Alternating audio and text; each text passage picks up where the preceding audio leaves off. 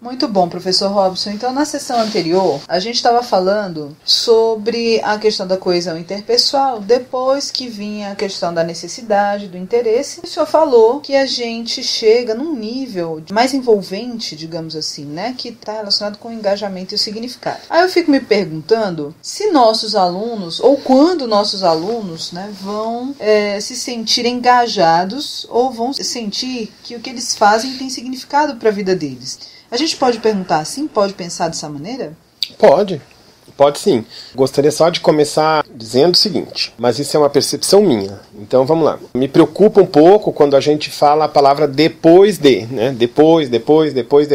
Quer dizer, eu acho assim que na verdade não é um depois. Na verdade a gente fala de vibrações e essas vibrações, se elas estão, vamos imaginar, expandidas, se nós estamos vibrando mais, não é? Se nós estamos ouvindo mais um som agudo, então nós estaremos mais próximos do engajamento e significado. No mesmo processo, minutos depois, a gente pode sentir um cansaço e esse cansaço pode diminuir a nossa vibração e aí a gente cai para outras leituras. Você se desengaja ou a coisa perde significado para você dentro do mesmo processo. Então, não se trata efetivamente de uma caminhada onde eu passo pelo primeiro quilômetro, segundo quilômetro, depois vem o terceiro quilômetro, depois vem o quarto quilômetro. Não. Você, na verdade, você vibra. Você vibra no primeiro quilômetro, você não é uma coisa que você avança, você é um estado de espírito. É mais próximo de um estado de espírito do que propriamente de uma caminhada. Você pode, num determinado momento de uma determinada solução, de uma determinada equação, você pode estar profundamente engajado, chegar num nível de significado e no segundo seguinte você pode dizer, ai meu Deus, eu tô tão cansado, mas eu preciso terminar isso aqui. Quer dizer, quando você começa a lembrar do cansaço, quando você começa a lembrar da fome, eu tô resolvendo a mesma equação. Há pouco tempo atrás eu estava em nível de significado, de grande coesão com o meu processo, e depois eu perdi isso. Então, dito isso, eu acredito que a gente pode, sim, vamos dizer assim, falar da maneira como você está colocando. E a ideia básica é que o professor esteja atento ao grupo, à coletividade, né? Vai ser muito difícil, de repente, ele ficar atento a todas as pessoas naquela coletividade, mas ele estar atento que naquela coletividade, não é,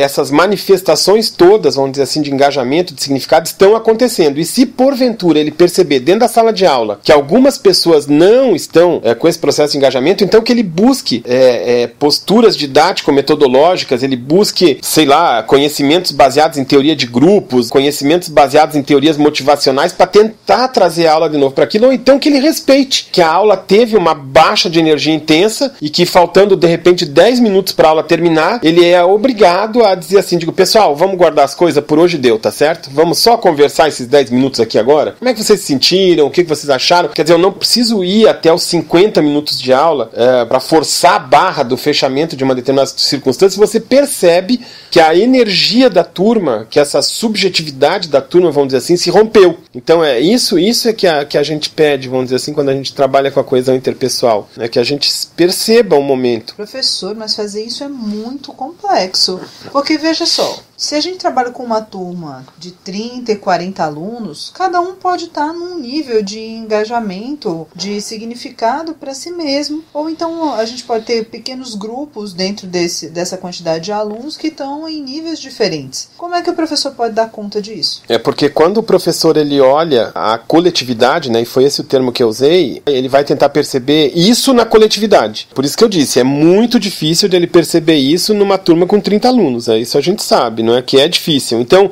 quais seriam as possibilidades? Vamos dizer, como é que eu resolveria isso? Eu teria, vamos dizer assim, só um exemplo típico. Primeiro, trabalhar sempre em grupos. E aí o processo da interdisciplinaridade é chave para isso. Trabalhar em grupo. As pessoas precisam aprender de fato a trabalhar em grupo. A ciência se faz em grupo e a gente forma esse pessoal todo no primeiro e segundo grau, eu não sei nem se chama assim ainda, de uma forma individualista. Mas a gente vai lá e diz para eles, a ciência é feita em grupo. A ciência é feita em coletividade. Então a aula tem que ter várias coletividades. Essas coletividades, se elas forem interdisciplinares, é melhor ainda. Por que é melhor ainda? Porque eles vão ter uma diversidade maior. Com uma diversidade maior, a chance das vibrações caírem para todas as áreas de saber é menor. Ou seja, se eu tenho alunos da matemática, física, química, engenharia conversando juntos, engenharia não, mas geografia, então eu diria o seguinte, em virtude da diversidade de saberes, existe a possibilidade que num determinado momento a energia do saber da matemática com aquele sujeito cai um pouco e o outro, por estar num outro saber, pode descobrir uma outra coisa e reimpulsionar. Então, é como se eu tivesse várias pessoas com formações e contextos diferentes. E esses contextos diferentes ancoram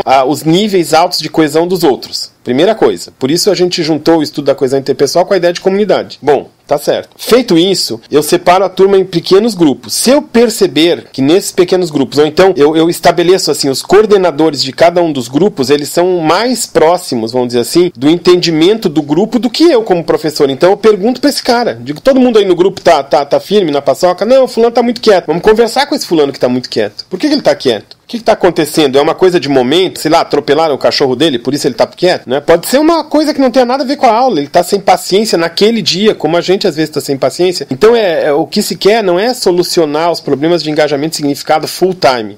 Como eu disse antes, esse processo de vibração, ele no segundo seguinte, ele pode mudar. Então, o que o professor precisa fazer? Primeiro, ele precisa perceber o outro. Aí vamos dar um segundo passo, estabelecer parcerias dentro da sala de aula, fazer grupos de trabalho dentro da sala de aula, interdisciplinarizar até os próprios alunos, juntar o aluno que gosta muito de trabalhar com educação física, com outro que é um intelectual da filosofia, com outro que gosta de geografia e com aquela menina que gosta de matemática. Quer dizer, essas figuras, vamos dizer, diversas, elas podem ajudar a ancorar esse conhecimento, desde que eles estabeleçam uma linha de interesse, uma linha de coesão. Mas me parece que então, nesses grupos, é importante o professor também olhar para essas questões das subjetividades.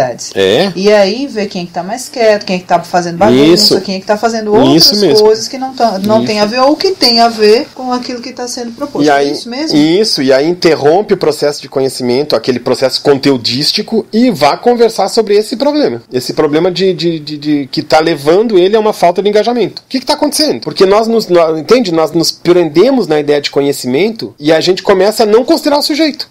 Isso não faz sentido. Ok, pois eu tenho perguntas capciosas, viu, professor, para a próxima.